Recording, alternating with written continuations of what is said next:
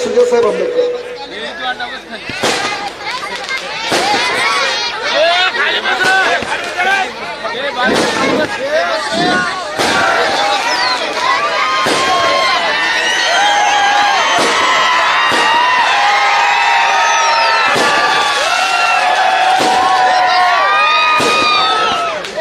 महाराष्ट्र फटाके फोडतायत त्यांना 2 मिनिटं विनंती करतो. मी थांबवत आले तर आता थांबू. पहिले इकडच्या प्रास्ताविकांना फोडू, आपण विजय होऊ आणि मग फटाके फोडू.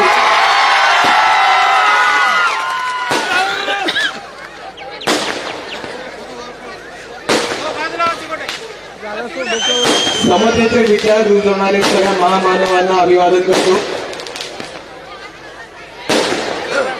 आज त्या निर्धार सभेचे आयोजक शिवभाऊ नरवडे, महाराष्ट्र वंचित बहुजन युवक आघाडीचे अमितभाऊ गुलगड, हिंगोलीचे उमेदवार मोहनजी राठोड,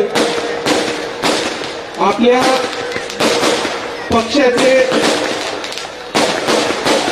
टीव्हीवरती भाषणांमध्ये आणि सगळ्या ठिकाणी ठामपणे भूमिका मांडणारे आपले प्रवक्ते फारुख सर अहमद, गोविंद सर दळवी, युवक आघाडीचे आपले तडफदार 2 बंधू यांनी आपल्या समोर मस्त भाषण दिलं असे अक्षयदादा बच्चने, चेतनभाऊ गांगुर्डे,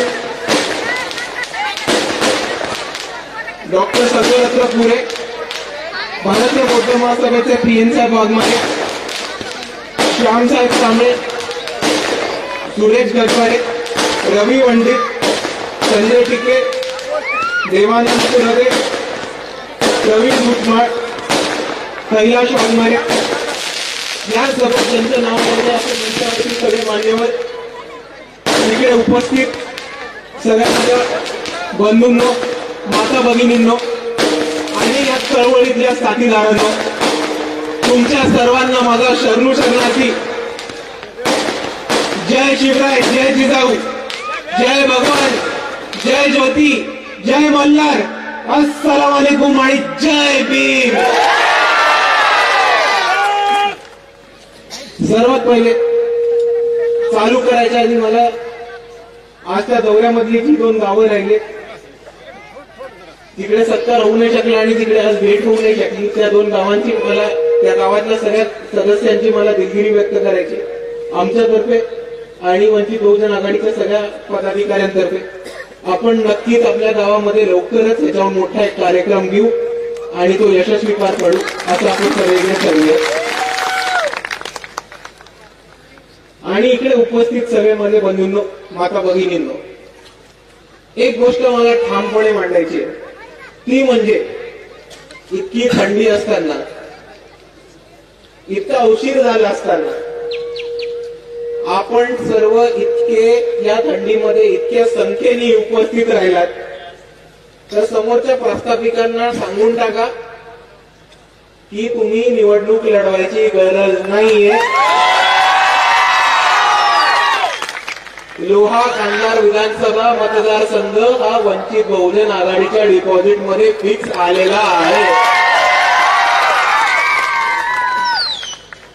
आणि तुम्हाला हीच विनंती करतो की जो जोश, जी ताकद तुम्ही आत्ता दाखवली, ती ताकद लोकसभेमध्ये, विधानसभेमध्ये बिलकुल कमी होऊ नका देऊ आणि जास्तीत जास्त मतांनी शिवाभाऊ नरंगळे यांना लोहा कांधारचं आमदार बनवा आणि आपण सर्व मिळून तुमच्या प्रश्नांवरती काम करू आणि आपल्या विधानसभेचा विकास करू.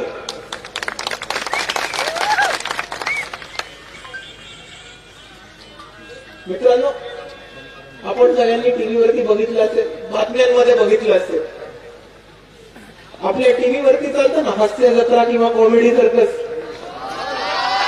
आवाज नाही येत? आवाज येतोय? आपल्या टीव्हीवरती दिसत असेल हास्य जत्रा किंवा कॉमेडी सर्कस. त्या प्रकारचा एक प्रकार इकडच्या भाजपवाल्यांनी सुरू केलाय आणि त्याला ते म्हणतात पार्लमेंट. गोष्ट आहे आज सगळ्यात कालपासून भाजपवाल्यांनी नवीन एक युक्ती चालू केली की पार्लमेंटमध्ये जे स्पीकर असतात त्यांच्या मागे 2 फोटो असतात, त्याच्यामध्ये एक जवाहरलाल नेहरूंचा फोटो असायचा आणि दुसरा महात्मा गांधींचा फोटो असायचा. भाजपवाल्यांनी काय केलं की जवाहरलाल नेहरूंचा फोटो काढला आणि तिकडे बाबासाहेबांचा फोटो लावला. त्याच्यावरती काँग्रेसवाल्यांचं नाचक्की झाली, कारण ते बाबासाहेबांना तरी खुला विरोध नाही करू शकत, आतमधनं विरोध करत असतील तरी. ते काय म्हणायला लागले की आप बाबासाहेब का लगाव लेकिन नेहरूजी का भी रहने दो.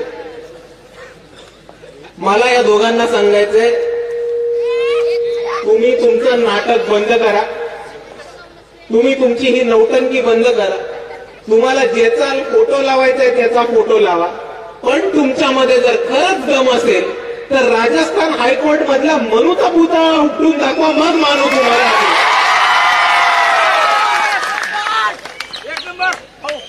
आणि हीच सर्कस याच पद्धतीने चालू राहिली की परवा 4 युवक घुसले आणि त्यांनी नारे लावले, क्रांतीचे नारे लावले, इन्कलाबसाठी नारे लावले.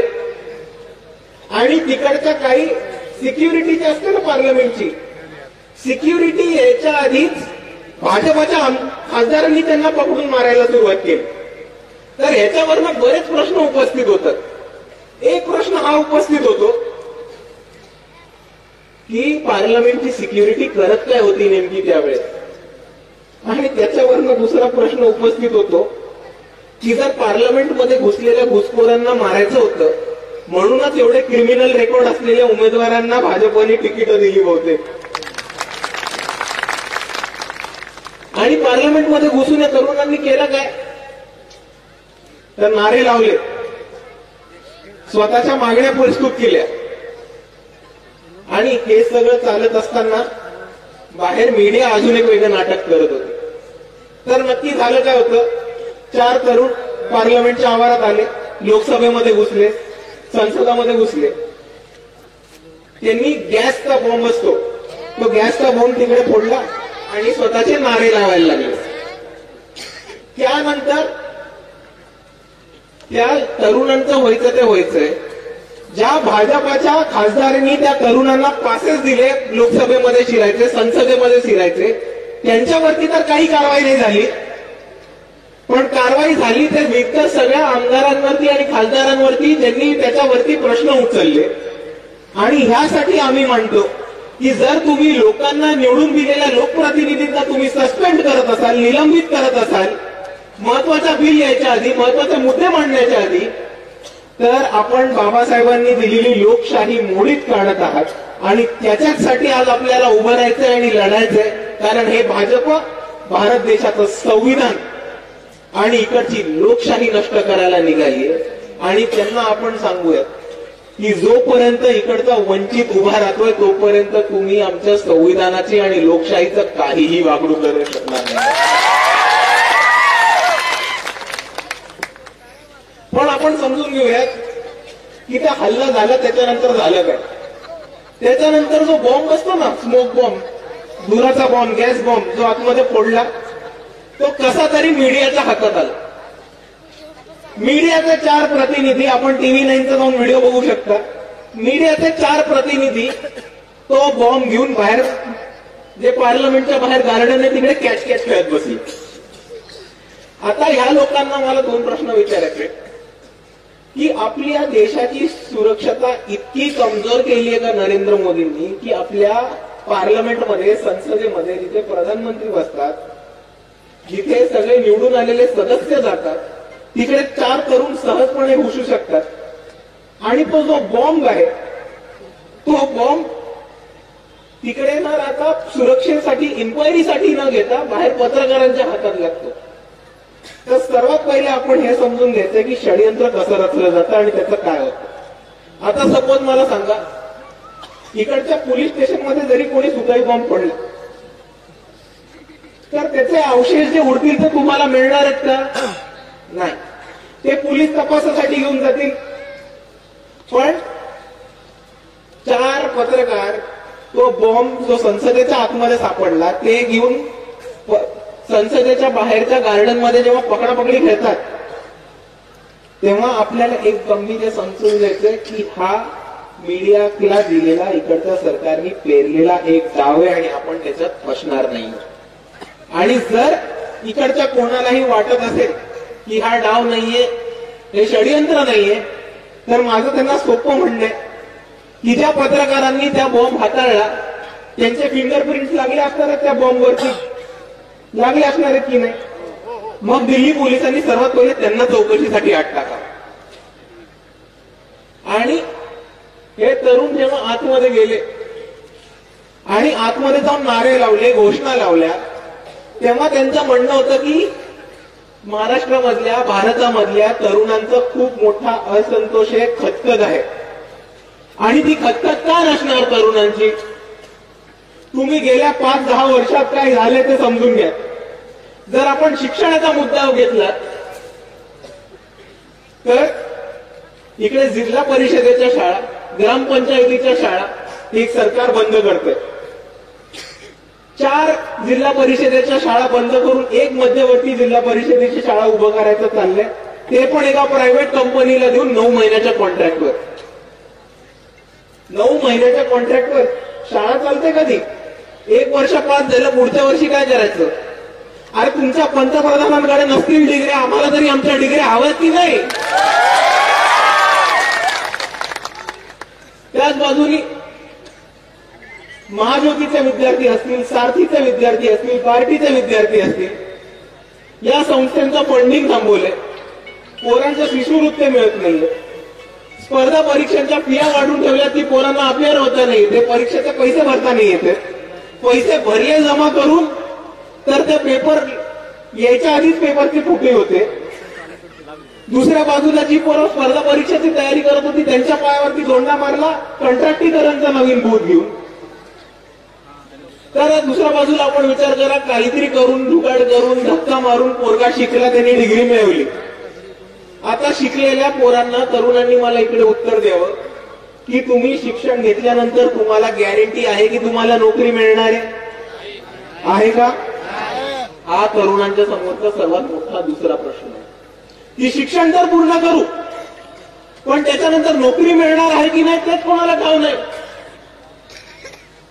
या सरकारी शासकीय नोकऱ्या इकडच्या वंचितांना मिळत होत्या. एका शेतकऱ्याचा पोरगा, एका गोरगरिबाचा पोरगा, एका कष्टकरी समाजातून येणाऱ्याचा पोरगा मेहनत करून, दिवस रात्र अभ्यास करून शिकायचा की तो सरकारी अफसर होऊ शकेल, शासकीय नोकरी घेऊ शकेल. पण कंत्राटीकरणाने काय केलं की ह्या सगळ्या सरकारच्या नोकऱ्या गेल्या कॉन्ट्रॅक्टवरती. आणि कॉन्ट्रॅक्ट कोणाला मिळणार आहे? खासदाराच्या पोराला, आमदाराच्या भावाला. आणि आपल्या हातात काय येणार आहे? काही नाही. आणि म्हणून मित्रांनो, आपण सर्वांनी समजून घेऊयात की आज आपल्याला शिक्षणाचा मार्ग एका बाजूने बंद केला जातोय आणि दुसऱ्या बाजूला शिक्षण घेतल्यावर आपल्याकडे नोकरी नाहीये आणि आपल्या विकासाच्या संधी आपल्या हातातून हिरावून घेतल्या जात आहेत. आणि हे षडयंत्र कशासाठी करतायत? तर परत एका अर्थाने आपल्या डोक्यावरती आधुनिक जातीवाद लावण्यासाठी, 21व्या शतकातली मनुस्मृती आपल्या डोक्यावर लादण्यासाठी की वंचितांच्या विकासाचे जे साधनं होती, शिक्षण आणि त्याच्यानंतर येणाऱ्या नोकऱ्या, याच आपल्या हातातनं काढून घेतल्यात. कारण इकडच्या मनुवाद्यांना, इकडच्या प्रस्थापितांना आपल्याला वंचितच ठेवायचं आहे. आणि इकडची सत्तेची तिजोरी, सरकारची तिजोरी, विकासाचे रस्ते, उत्पन्नाची साधनं, शेती, फॅक्टरी, शिक्षण संस्था, साखर संस्था, या सगळ्या प्रस्थापितांना त्यांच्याकडेच ठेवायचे. आणि म्हणून मित्रांनो, आज आपण हा ठामपणे निर्धार करूयात की या प्रस्थापितांच्या हातातनं आपण आपला हिस्सा हिसकावून घेतल्याशिवाय राहणार नाही. आणि म्हणूनच बाळासाहेबांनी हे उभं केलंय वंचितांचं राजकारण की ज्या लोकांना आतापर्यंत सत्तेपासनं, इकडच्या व्यवस्थेपासनं वंचित ठेवले, त्या लोकांना सत्तेत घेऊन जायचं. आणि जोपर्यंत वंचिताचं प्रतिनिधित्व करत नाही तोपर्यंत त्या लढा थांबणार नाही. मित्रांनो, एवढं आपण निश्चित ठेवून घ्या. आणि आपण इकडे शिक्षणाबद्दल बोलतोय, नोकरीबद्दल बोलतोय. ह्याच्यावर एक महत्वाचा मुद्दा लक्षात आला मला. आपण इकडे शिक्षणाबद्दल आणि नोकरीसाठी लढतोय, अजून कोणतरी या महाराष्ट्रामध्ये शिक्षण आणि नोकरीसाठी लढतोय. या महाराष्ट्रामधला गरीब रयतेचा मराठा समाज एक 3-4 महिन्यांपासून शैक्षणिक आरक्षण आणि नोकरीमध्ये आरक्षण याच्यासाठी महाराष्ट्रभर त्यांच्या सभा होत आहेत, मोठा प्रतिसाद मिळतोय. एक व्यक्ती उपोषणावरती बरेच दिवस बसलेत. पण या मराठा बांधवांना मला एक गोष्ट सांगायची आहे आणि मराठा बांधवांनी ह्या गोष्टीकडे खास करून ध्यान द्यायला पाहिजे की भावांनो, तुम्ही परिस्थिती समजून घ्या. 2 महिने झाले, 4 महिने झालेत आता की आपण आंदोलन छेडलंय. आपण एक महाराष्ट्रामध्ये एक मोठं आंदोलन उभं केलंय नोकरीमध्ये आरक्षणासाठी आणि शिक्षणामध्ये आरक्षणासाठी. आणि त्याच बाजूला मराठा समाजातले एक दिग्गज नेते जे आपल्या महाराष्ट्राचे दुसरे उपमुख्यमंत्री आहेत अजितदादा पवार, ते म्हणतात की पीएचडी करून इकडची पोरं काय दिवे लावतील. तर मराठा बांधवांनी खास करून हे समजून घेतलं पाहिजे की त्यांनी असं स्टेटमेंट करणं, त्यांनी असं विधान करणं, ते पण विधानसभेमध्ये तुमचं एवढं मोठं आरक्षणाची लढाई चालू असताना, ते पण शिक्षणाच्या आरक्षणामध्ये, हे वक्तव्य तुमच्या आंदोलनाची गांभीर्य काढणारं वक्तव्य आणि तुमच्या आंदोलनावरती मजा उडवणारं हे वक्तव्य, आणि हे तुम्ही गंभीरपणे घेतलं पाहिजे असं मी सगळ्यांसमोर मांडतो. दुसऱ्याच बाजूला मराठा समाज आंदोलन करत आहे आणि भाजपचं दुसऱ्या बाजूला एक षडयंत्र लगेच चालू होतं की 2 समाजांमध्ये, 2 जातींमध्ये लगेच भांडणं लावून द्यायची आणि त्याच्यावरती सत्ता काबूज करायची. पण या ओबीसी बांधवांना जे आंदोलन करतात त्यांना बाळासाहेब आंबेडकरांनी मुंबईमधल्या संविधान सन्मान महासभेमध्ये एक गोष्ट सांगितली होती की आपण इतिहास तपासून घ्या की आपल्याला आरक्षण नक्की कोणाच्या लढ्यामध्ये मिळाले, आणि जेव्हा काही लोक तुम्हाला आरक्षण मिळावं याच्यासाठी लढत होती तेव्हा त्यांच्या विरुद्ध कोण उभं राहिले. आणि आपण एकदा इतिहासात तपासून बघा की मंडल कमिशन बरोबर कोण होतं आणि त्याच्या विरुद्ध हिंदुत्वाचं कमंडल कोण नक्की घेऊन आलेलं. त्या वक्तव्यावरती काही बहुजन नेते हे म्हणाले की इतिहासात जाऊन काय करणार आहेत, इतिहास कशाला बघायचा आता. तर ह्याच्यावरती बाबासाहेबांचं एक खास वाक्य होतं, those who can never understand history can never write history. जो माणूस आतापर्यंत इतिहास कधी समजला नाहीये तो माणूस कधी इतिहास लिहू नाही शकत किंवा बदलू नाही शकत.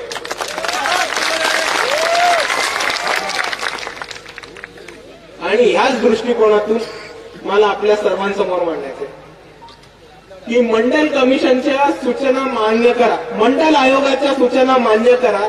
हा लढा व्हीपी सिंगांनी सुरू केला होता आणि त्या व्हीपी सिंगांना महाराष्ट्रामध्ये आणणं, महाराष्ट्रामधल्या बहुजनांची परिस्थिती काय आहे ती समजून दाखवणं, महाराष्ट्रामधल्या दिग्गज बहुजन नेत्यांची भेट करून देणं आणि महाराष्ट्रामधनं मंडल कमिशन लागू हो या लढ्याला पाठिंबा दिला तो फक्त आणि फक्त बाळासाहेब आंबेडकरांनी.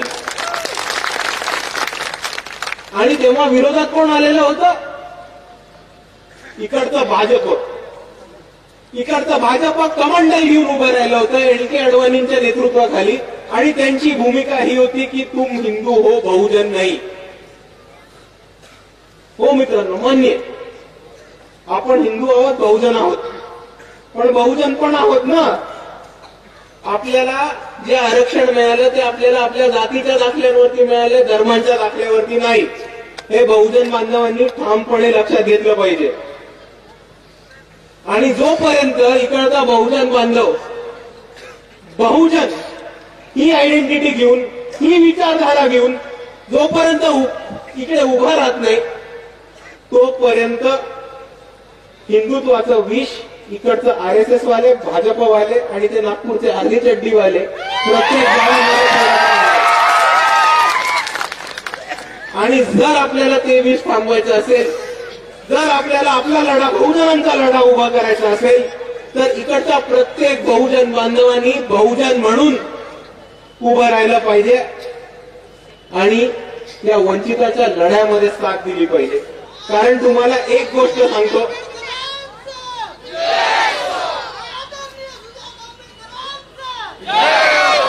कारण तुमच्या समोर एक गोष्ट मांडतो,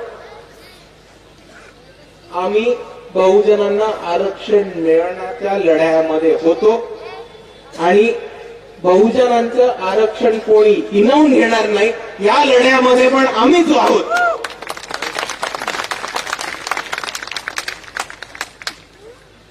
आणि हे समजून घेत असताना आपण सर्वांनी एक गोष्ट लक्षात घेतली पाहिजे की इकडे काही लोक, सवर्ण लोक असतात ना, डिश टीव्ही अँटीनावाली लोक, ही लोक म्हणतात की हे सगळं ठीक आहे पण आरक्षण कशाला पाहिजे. तर मित्रांनो, विषय लक्षात घेऊन जा, ही जी लोक आहेत ही 20% जास्त नाहीये त्या देशामध्ये, आणि इकडचे 20% लोक रडू राहिले की 80% समाजाला 50% कसं मिळतंय. अरे पण तुमच्या बापाने इतके वर्ष देश लुटून खाल्ला, त्याचं काय. आणि म्हणून बाळासाहेब आंबेडकर प्रत्येक ठिकाणी हीच ठामपणे भूमिका मांडतात की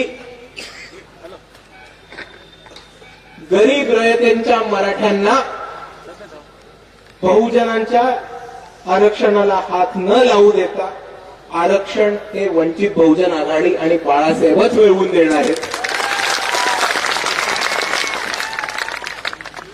बहुजनांच्या ताटाला हात न लावू देता मराठ्यांसाठी वेगळं ताट हे मांडू शकणारे फक्त बाळासाहेब आहेत. आणि मी यावेळेस तुमच्या माध्यमातून सगळ्यांना विनंती करतो की ज्या माणसाकडे ही दोन वेगवेगळी ताटं टेबलावरती मांडायचा फॉर्म्युला आहे, याच माणसाला आपण यावेळेस सत्तेमध्ये पाठवायचं आणि अजून कोणाला नाही.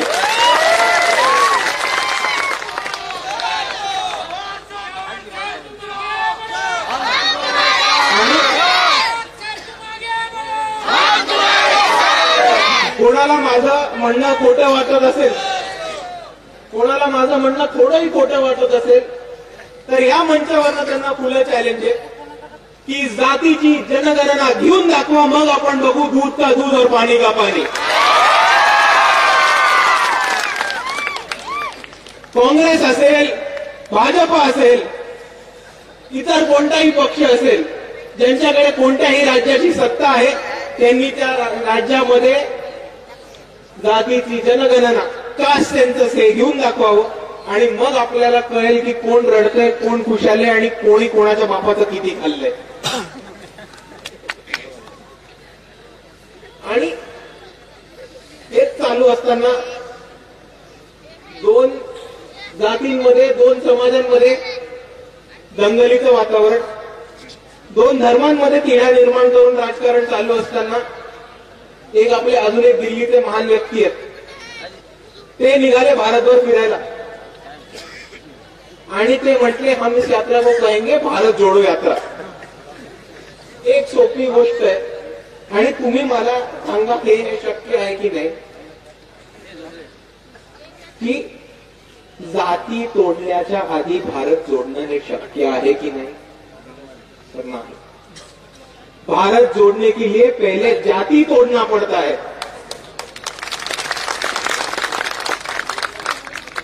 और जाति व्यवस्था तोड़ना है तो उसके लिए अंबेडकरवाद और बाबा साहब को अपनाना पड़ता है.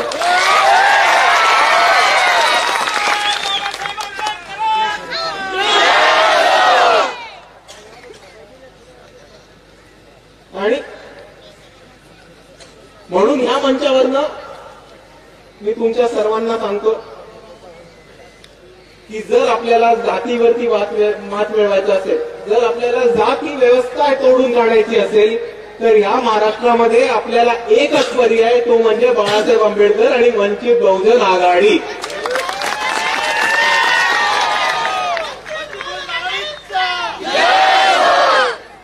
आणि म्हणून या काँग्रेसवाल्यांना सांगतो की अभी तक मौका है, साथ में आ जाओ. आम्ही तुम्हाला प्रस्ताव पाठवले. मल्लिकार्जुन खरगेंना एक पत्र दिले. बाळासाहेबांनी राहुल गांधींना पत्र दिलं मुंबईच्या संविधान सन्मान महासभेमध्ये येण्यासाठी.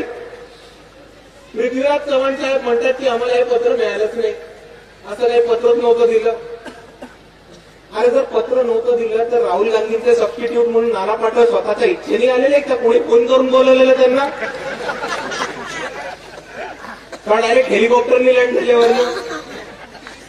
म्हणून या काँग्रेसवाल्यांना सांगू इच्छितो की अभी तक मौका है, साथ में आ जाओ.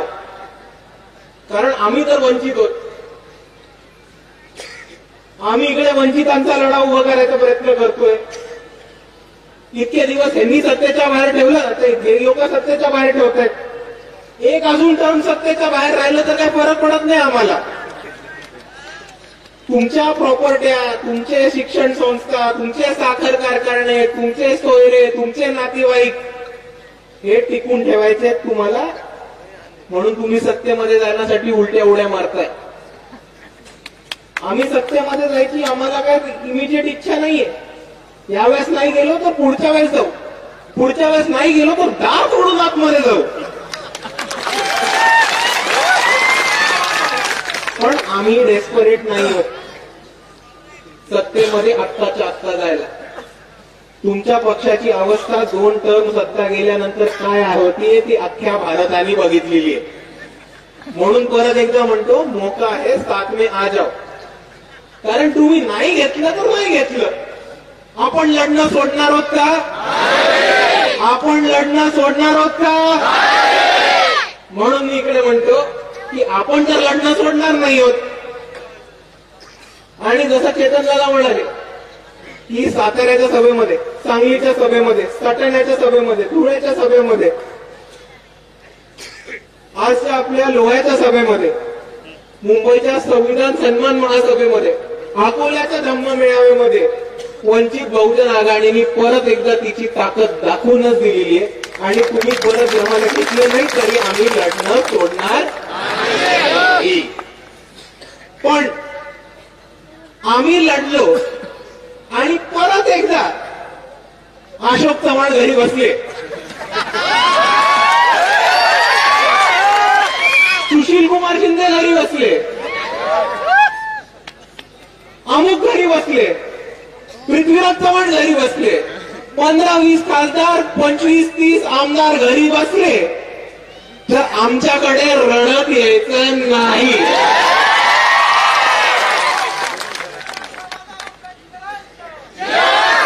तुम्हाला संधी दिली होती, नंतर रडगाणं ऐकून घेणार नाही. परत येऊन रडलात तर सरळ ढोकून काढत. आणि हेच सगळं चालू असताना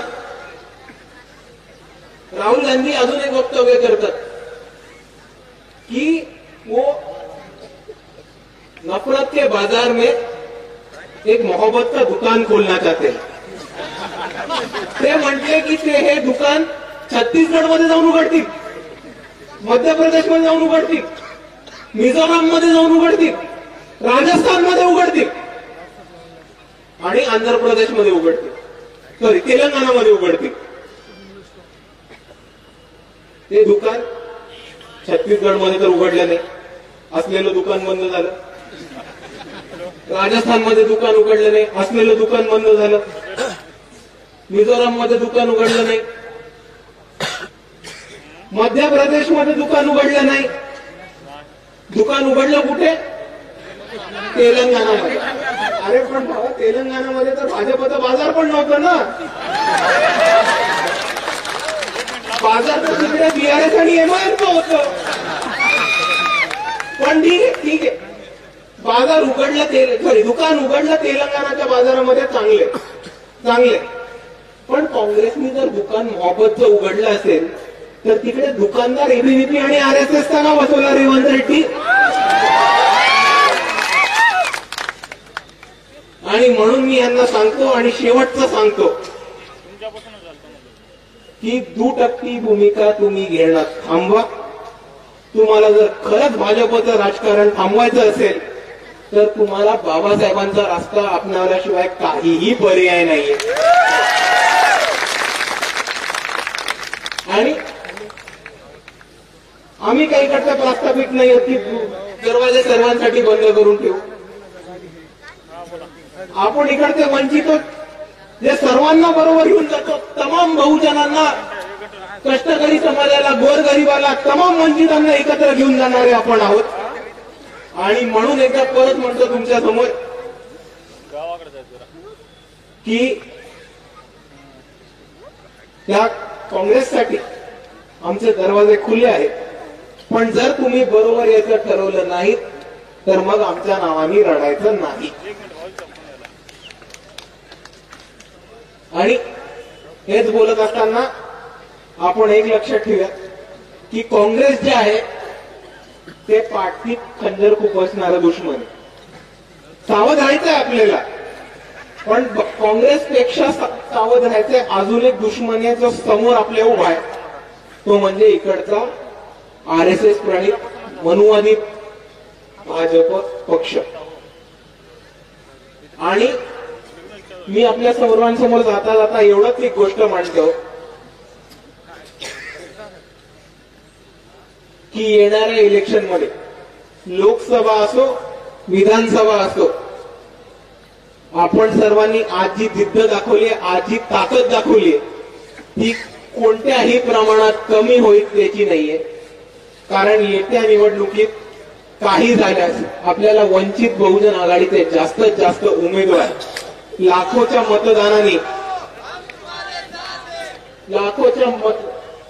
मतदानाने निवडून आणून द्यायचे.